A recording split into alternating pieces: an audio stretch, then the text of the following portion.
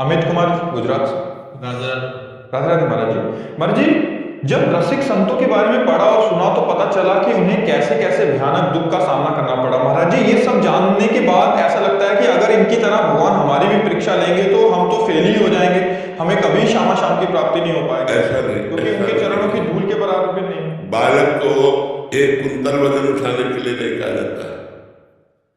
भगवान पहले क्षमता देते हैं फिर दुख देते हैं। पहले क्षमता देते हैं, प्रतिपल उस कष्ट को सहा जा रहा है, जब तक जिएंगे तब तक सहा जा रहा है, जीना ही इसी से।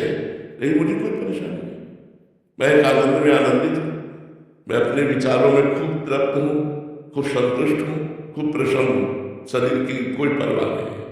भगवान ने पहले शरीर से बेपरवाह किया और फिर शरीर का रोग दिया। अगर हम अभी अपने रोग में आ जाए तो हम सरिया पे पड़े रहे, उठ के बैठ रहे। ये भागवती क्षमता है, संसारिक क्षमता नहीं। शरीर बल से युक्त है। हम ये आपको बताना चाहते हैं, जिस दुख से आप दुखी होकर के, जिस भय से आप भयभीत होकर के भगवत मार्ग में चढ़ने के लिए आप कमजोर बन रहे हैं, उसी को मैं पुष्ट कर रहा हूं। ऐसा नहीं है कि भगवान दुख दे देते और सड़ता रहता है। भगवान दुख देते हैं 100 ग्राम और सुख देते हैं 1 किलो। 100 ग्राम के ऊपर 900 ग्राम चढ़ा रहता है, इसलिए आनंद में बदल रहते हैं। हम प्रतिपल आनंदित हैं। तुम शायद उतना आनंदित नहीं होगे, स्वस्थ होते हुए भी तुम उतना आनंदित नहीं होगे, अस्वस्थ होते हुए हम जितना आनंदित हैं। हम अपने आनंद की बात नहीं कह सकते। हर समय मैं आनंद में डूबा रहता हूं। किसके बल से? भगवान के बल से। अगर शरीर की बात आवे तो अभी मैं बेकार हो गया। शरीर ऐसे है जैसे आपका शरीर, ऐसे हमसे शरीर दूर है। हम अपने आप में मगन रहते हैं, अपने आप में आनंदित रहते हैं। इसलिए ये निराशा तो मन में लाओ मती कि भगवान संतों को या भक्तों को कष्ट देते हैं। कष्ट आपको दिखाई देता है, देते नहीं। क्यों? अब जैसे मेरा आखिरी जन्म है, मुझे पता है मेरा आखिरी जन्म है। अब अनंत जन्मों का हिसाब मुझे इस जन्म में भोगवा करके पार किया जाएगा। तो वो थोड़ा कष्ट देते मतलब मिलना पहाड़ जैसा और उसे राई जैसा दे करके भगवा कर भगवान साहब बराबर आवागमन से खत्म किया। इसीलिए बड़े संतों में बड़े बड़े कष्ट देखे जाते हैं, क्योंकि उनका संसार समुद्र से अब आवागमन से मुक्ति हो गई।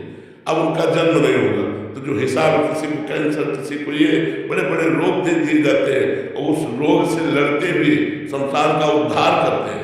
जिस रामकृष्ण परमहंस जी के गले में कैंसर था, हजारों आदमियों का उद्धार करते हैं, अपना उद्धार करते हैं, हजारों का उद्धार करते हैं और जय जय होती है ऐसे संतों की। तो ये मत सोचो कि भगवान उनको ऐसा कष्ट दे सकते हैं।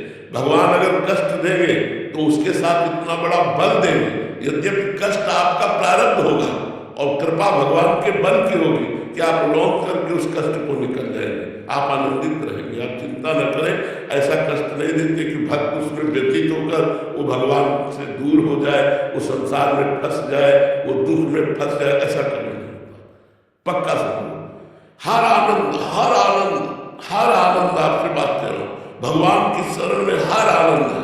आप कैसे उसका कहां तक वर्णन करें? जो प्रतिपल दुलार कर रहे हैं, भगवान जिसको प्यार कर रहे हैं उसको कितना आनंद मिलता होगा। आपको भी प्यार कर रहे हैं, लेकिन आप भगवान के प्यार की तरफ न देखकर संसार के प्यार की तरफ देखते हैं, इसलिए आप हमारे भगवान के प्यार को नहीं देख पा रहे हैं। और जब मेरे तो गिरधर गोपाल दूसरों न कोई, तो सीधे भगवान पर दृष्टि होती है और फिर उनके प्यार का अनुभव होता है। तो आप ऐसा डरिए मत। विपुल शिंदे, नासिक से। राधे राधे महाराज जी। महाराज जी, आपके चरणों में कोटि कोटि प्रणाम। महाराज जी, स्वरूप अनुसंधान प्राप्त होने के लिए क्या करें? विवेक। स्वरूपानुसंधान विवेक के द्वारा होता है, और वो विवेक सदगुरु संत का आश्रय लेने से होता है। बिन सत्संग विवेक न होई, बिना साधु संग के, बिना आत्मबोध प्राप्त महापुरुष के विवेक का जागरण नहीं होता। विवेक वही जो सत असत का निर्णय कर सके। सत ब्रह्म, असत माया। उमा कहो मैं अनुभव अपना, सत हरि भजन जगत सब सपना। जब विवेक जागृत होगा तो जगत स्वाप्निक लगने लगेगा।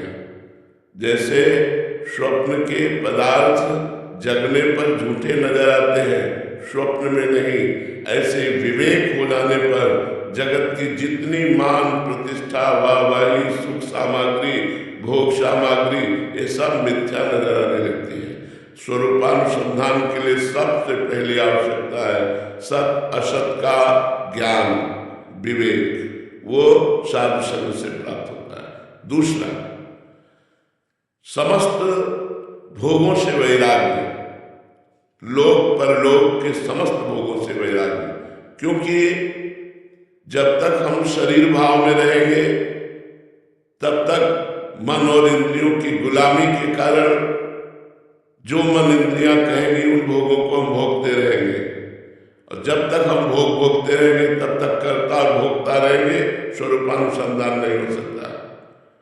स्वरूपानुसंधान के लिए इंद्रिय और मन का व्यापार बंद करना होगा। तपस्या और भजन के बल से विवेक के द्वारा जाने हुए सत्य में स्थित होना पड़ेगा और असत का त्याग करना पड़ेगा। इसे कहते हैं लोक और परलोक के भोगों का वैराग्य। तीसरा, षट संपत्ति। पहला, शम, इंद्रियों का भोगों से हटाना। दम, मन का अपने वश में करना। उपरति, भोगों के समीप रहने पर भी भोगने की इच्छा न होना। तितिक्षा, सर्दी गर्मी वर्षा लाभ हान सुख दुख मान अपमान सबको सहने की सामर्थ्य होना। श्रद्धा, गुरु और संतों के वाक्यों को यथावत विश्वास पूर्वक स्वीकार कर लेना। मुमुक्षुता, मैं मुक्त होना चाहता हूं। ये जब तक बातें नहीं होगी तब तक स्वरूपानुसंधान नहीं होगा। किसका प्रश्न है? तो स्वरूपानुसंधान के लिए ये 4 बातें और 6 संपत्ति ये होना अत्यंत आवश्यक है। तब वो अपने स्थूल सूक्ष्म और कारण तीनों देहों का राग त्याग करके अपने स्वरूप में स्थित होता है, जो स्वरूप चिदानंदमय है। जहाँ स्वरूप में स्थित हुआ परमानंद का द्वार खुल गया, वो आनंद में उमग करके मुक्त अवस्था को प्राप्त हो जाता है, जिसे जीवन मुक्त कहते हैं, जिसे जीवन मुक्ति कहते हैं। आयुषी जी, राधे राधे महाराज जी। महाराज जी, आप कहते हैं कि परमात्मा से जुड़ने से जीवन की बाधा का हल मिल जाता है, लेकिन अक्सर मेरे मन में ये सवाल उठता है कि क्या परमात्मा से जुड़ने से पहले खुद से जुड़ने की जरूरी नहीं है? जब तक हम खुद से नहीं जुड़ेंगे या अपने आप को नहीं जान पाएंगे, हम सबसे ऊपर एक शक्ति को कैसे महसूस कर सकते हैं? मम दर्शन फल परम अनुपा जीव पाव निज सहज स्वरूपा। भगवान का दर्शन होते ही स्वरूप का अनुभव हो जाता है। स्वरूपानुसंधान करना है तो इस प्रश्न का उत्तर हुआ, ऐसे करो। और अगर सहज में जीना है और सहज में प्रभु को प्राप्त करना है और सहज में अपने आप को जानना है तो राधा राधा नाम जप करो, गंदे भोगों का त्याग करो और भगवान से प्रार्थना करो। तो स्वयं जाने जेहि देह जनाई और जानत तुम्हें तुम्हें हो जाए, वो खुद भगवत स्वरूप हो जाता है। ब्रह्मविद ब्रह्म भवति, जो ब्रह्म को जान लेता है वो अपने ब्रह्म स्वरूप में स्थित हो जाता है। तो चाहे भगवान के दर्शन की लालसा करो, चाहे स्वरूपानुसंधान करो, बात एक ही है। तत्वबोध और भगवत प्रेम दोनों समान कक्ष की स्थितियां हैं, उसमें कोई अंतर नहीं है। तो चाहे अपने को पहले जानना शुरू करो, तो जो आपने प्रश्न किया उस उत्तर को समझिए। और यदि भक्ति से चलना है तो भगवान की आराधना करो, अपने आप को जान जाओगे, भगवान जना देंगे। भगवान का दर्शन होते ही जीव को निज स्वरूप का अनुभव हो जाता है। मम दर्शन फल परम अनुपा जीव पाव निज सहज स्वरूप।